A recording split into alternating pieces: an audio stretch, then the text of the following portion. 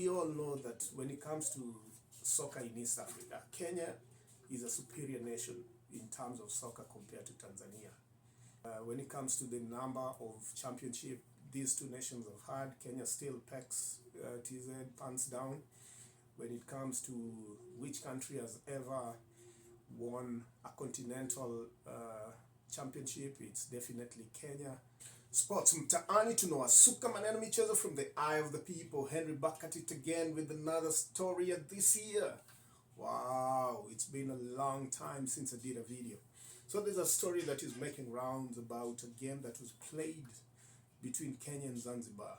Kenya's played in a tournament called Mapinduzi Cup, hosted by Zanzibar, that included 4 teams: Kenya, Burkina Faso, Zanzibar, the host, and Tanzania.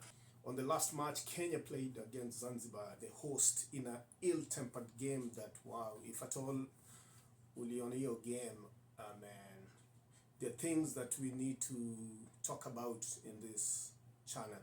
We said in this channel we talk about anything good that's happening in the mother continent, and if there's anything negative that is detrimental to the growth of sports, we throw it under the bus. Today we have a story that needs to be highlighted. Wow, poor officiation. And how can you organize a tournament and ensure that the team that is hosting the tournament gets to the final? That's not the way it's supposed to be. And I blame the match officials and the tournament organizers for this, because at the end of the day, soccer wins, sports wins when quality match is played. So what's the story all about? So like you saw, and for everybody who did not, there was a game that was being played in Zanzibar today. So it was a group tournament where 4 teams were pitted together. The first 2 teams are to play on the final. So currently, Kenya played the first match against Burkina Faso. And on that game, Kenya drew 1-1. Kenya led for almost 90 minutes. And when the game was about to come to a close, there was a disputed goal that was scored, allegedly offside by Burkina Faso. So it ended up that the game tied. So the second match, the Burkinabes played against Zanzibar, and they beat Zanzibar. By the end of the tournament, which came to a close today, waiting for the finals, Burkina Faso were leading the charts with 7 points. Kenya was second with 4. Zanzibar had 3 points, and Tanzania were totally, truly eliminated in the tournament because they were beaten in all the games they played. The fate of Zanzibar depended on the game that they were playing against Kenya today, which Kenya needed a draw, Zanzibar had to win. What happened was, as the game proceeded, or from the beginning of the game, so a new referee was brought, somebody who's not officiated any of the 11 previous games, to take charge of this game. But just like we normally say, officiation in East Africa has been a problem over the years, and there's under the table dealings that normally happen. This match was typically undisputed, one of those controversial matches that should never ever be seen in the continent again. If we can have such officials, I understand in Zanzibar he's called Howard Webb, nicknamed, we know all the story about Howard Webb in Manchester United. So if this is the kind of growth that we expect to anchor the continent to the next level, we are very far away. Because from the beginning of the game, there were dubious decisions that were made. Everybody could clearly see. Then, the most unfortunate thing about this is that the game was being televised, and anybody within the continent or outside the continent was able to see what I'm talking about. Truly, the official was unable to control the game. He lost it. In the first half, there were 2 serious challenges that were made. At some point in the game, there was a fist fight between the 2 teams. And when you have such an official that doesn't have control or doesn't know how to control the game always goes haywire, and that's what's happened. But there are certain factors that I also need to point out as I talk about this. We all know that when it comes to soccer in East Africa, Kenya is a superior nation in terms of soccer compared to Tanzania. We know overall Uganda in East Africa is the supremo when it comes to national team soccer, followed by Kenya, then Tanzania, Rwanda comes in that order, then Burundi and Somali in that pecking order. But there's a dispute about Tanzania, and it seems to be a bad blood that's brewing between these two neighboring nations, and I don't know where it came from, but it needs to be sorted out. When you look at the Mapinduzi Cup, Kenya beat Tanzania 2-0, and even though they lost in the game against Zanzibar, there's a lot of dispute about this. We know in 2019, when it came to the African Cup of Nations, Kenya beat Tanzania 2-1 in Egypt, and it has been a spiral of antagonism between these two nations. I believe it's a friendly fire. I don't think it's something so deep that would spiral into something it's not supposed to be. But the facts are facts. We know when it comes to the Confederation of CECAFA, when it comes to the number of championship these two nations have had, Kenya still pecks TZ pants down. When it comes to which country has ever won a continental championship, it's definitely Kenya. Tanzania has never won any continental championship, club or national team. Kenya's won with a club, and so the story goes. But there are certain specific issues about this Mapinduzi Cup that brings soccer into a perspective that needs to be talked about. And for me, the first and foremost is that this was a friendly tournament. Kenya was invited. They had the right to either oblige to make it to the tournament or decline. They decided to go for the tournament. It's not a FIFA sanctioned tournament, so it was based on mutual agreement. So by the time Kenya was agreeing for this, they should have known that, hey, this is a friendly tournament. We need these games. We are playing Burkina Faso. We are playing Tanzania. We are playing Zimbabwe. And that should have been enough for them to have a platform to test the new squad and the new management that's coming in, to be able to forecast using that kind of a benchmark. So to me, that was the number one and most important thing, that every person participating, the players, the technical bench, and the federation itself should have understood this as the key opportunity they had. Win or loss, that to me is secondary, especially because when it comes to friendly games and friendly tournaments, is a stepping stone or a platform for the team to be able to understand each other, to be able to prepare for what's coming next, which for them it's the CHAN that's coming in February. So it was a good platform for them to be able to try and execute certain game plans they've had on their training. And for the coach and the technical bench, this was supposed to be the priority. And in such tournaments, we always know that the owner of the tournament or the organizers, they have the privilege of deciding on how the tournament goes.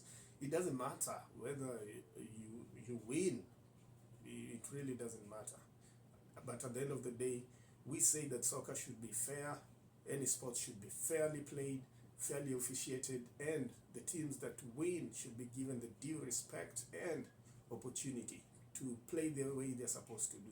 And that's why they say that the most important thing about officiating is the role of the official is to protect the best players, the best teams, and to ensure there's a free flow and fairness in any game, which in this one it truly lacked. And that referee needs to be sanctioned by CECAFA, because since it's not a sanctioned game, CECAFA is the only federation down up there that can be able to do something about it.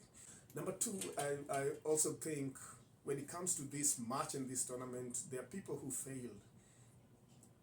And to me, the number one person who failed was the tournament organizers who made sure that Zanzibar qualifies for the finals.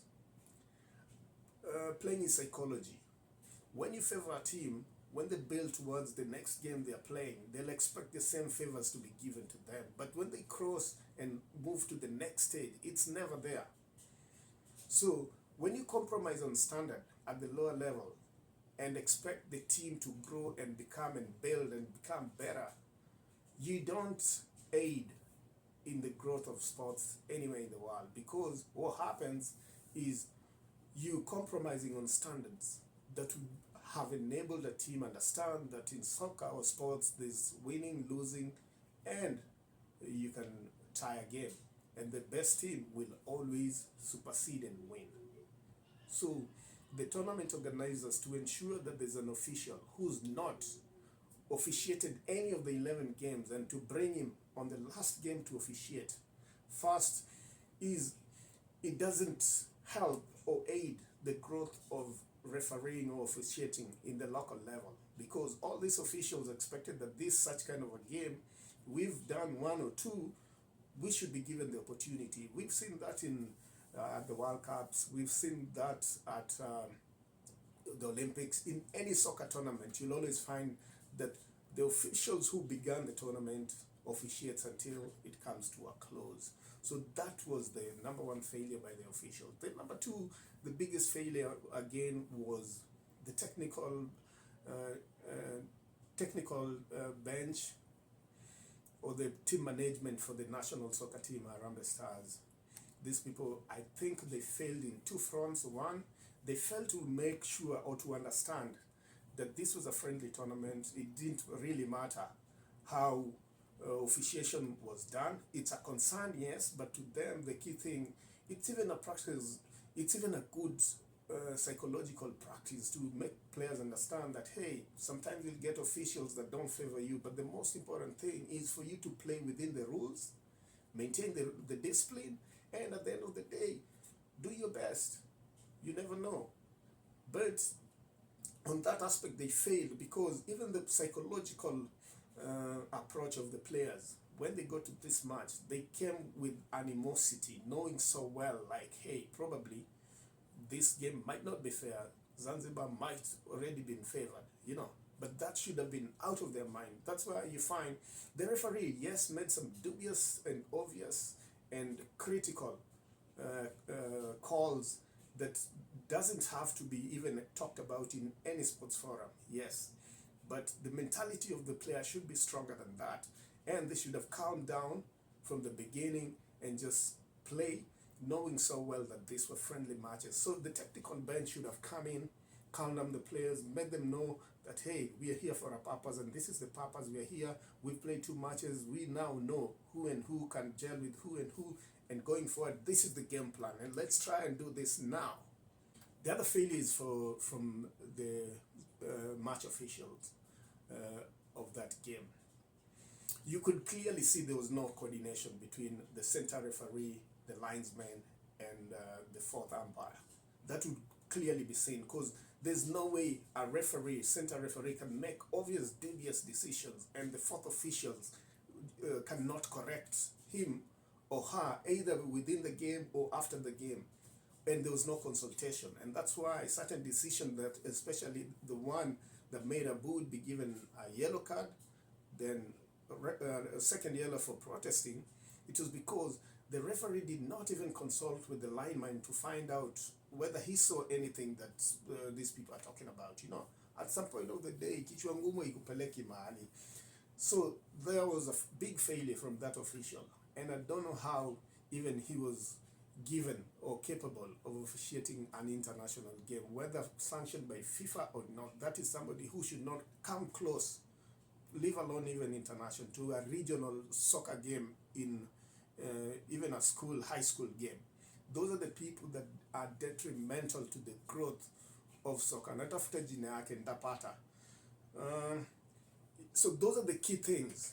And the failure for the national soccer team, Harambee Stars, to calm down and to understand, like, hey, this is a game that it's important to us, but it is a game meant to test waters to understand, to test our abilities. That was the key failure by the national soccer team, Harambee Stars.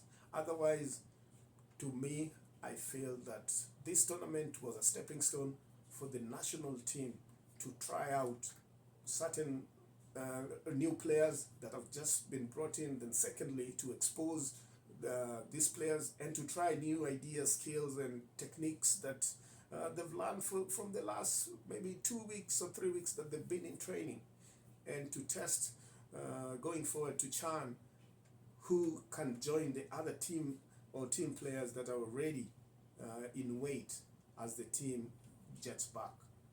So those are key aspects of the game that I understood that should have been corrected by either the technical team, the officiations, and the organizers. But most important, and that makes this conversation and to be of concern, the level of officiation in the regional tournament or in the region has been wanting for a long time. That one anybody can tell you. We have players within certain teams that feel so entitled. And these are the kind of players that when an official calls for a foul or makes a decision, you find they're always roughed up, they always complain, they throw their arms up, they always act as if it's the end of it, you know. Referees are human beings and they're prone to failure. I don't support poor officiation, no. And that's why there are standards that have been put in place for every federation to ensure that you educate your officials, the referees, and they climb the ladder for certification so that you can be able to weed the chaff, so that you can be able to know that this kind of official cannot officiate this standard of a game. Period. Yeah, period. But there are players also who are so entitled, anytime their club is playing, or anytime they are playing, they feel every decision should always go their way. Si wapewe firimbi. Wapewe firimbi, sasa wacheze na wakuwe referee. So that is also an aspect of soccer or sports that needs to change, the mentality. You know, you should play calm. A good player will always be a very calm player and disciplined player. But there are also very poor, bad officials that feels so unapologetic. They feel so unapologetic. They feel so untouchable. And these are the kind of officials we saw in that game, Zanzibar versus Kenya, where they know they have big shots behind them, maybe federation officials that are so corrupt and have made sure and have told them to pull certain kind of decisions in favor of certain kind of teams or clubs. So those officials must be weeded. We have seen a lot of them in the Kenyan Premier League. Yeah. There are games when you see replays, and those are always, even in the social media, you see those kind of clips where a referee blatantly ignores a call to favor a certain team, but on the other side, blatantly calls a dubious decision to favor a weak team. We've seen it. So these two aspects of the principles within the game, the players and their officiation, has to be weeded for the growth of sports. And that official from Zanzibar, Uyo the number one, he should never officiate any game, even in Zanzibar, for the aid of sports and refereeing officiation of the Football Federation of Zanzibar and Sekafa Federation and Africa football in general. Those are people we don't want. They give the game a bad name. So when it comes to the foul in question, yeah, the act that led to the drama.